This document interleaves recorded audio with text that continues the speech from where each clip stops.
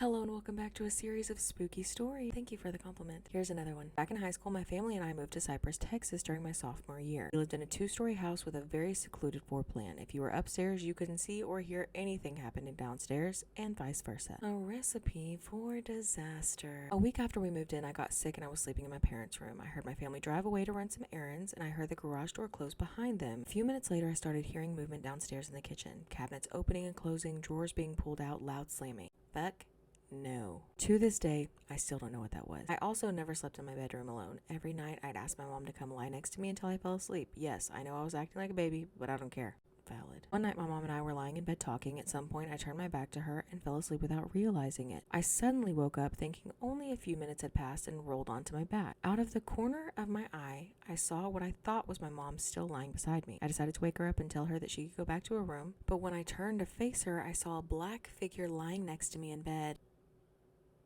I realized I couldn't see the bedsheet, and within seconds, the figure vanished into thin air like a mist. I just froze. I would too, amongst other things. Slowly, I turned my head towards the door, debating on whether or not I should make a run for it. Every horror movie scene where the girl runs into the door and it slams shut played in my mind. I decided against it. I glanced at my phone thinking, should I call someone? But I was frozen in fear. I dozed off while trying to decide what to do, and when my alarm rang for school, I jumped out of bed and ran out the door. Believe me, that was the last time I ever slept in that room, at least not at night. I have more stories about the things that happened to me in that house, so let me know if you want to hear more. Absolutely. Of course, you could have added it in one story, actually. Could have just kept going on, because that's creepy. Rate it on a scale of 1 to 10. 1 being the least scary, creepy, spooky. 10 being the most scary, creepy, spooky. If you have your own scary, creepy story that you want to submit, you can do so on the link tree in my profile under Spooky Storytime. This is the microphone that I use. I've used it for 2 years. She's great. She's wonderful for someone who's just starting out. It makes my audio so crisp. I sound so good in these videos, not to brag. So if you're wanting to start your own podcast, you want to level up your audio, this is the perfect microphone to do so. If you want to plug it directly into your phone, it does come with a USB cord. However, I got a USB to Type-C adapter.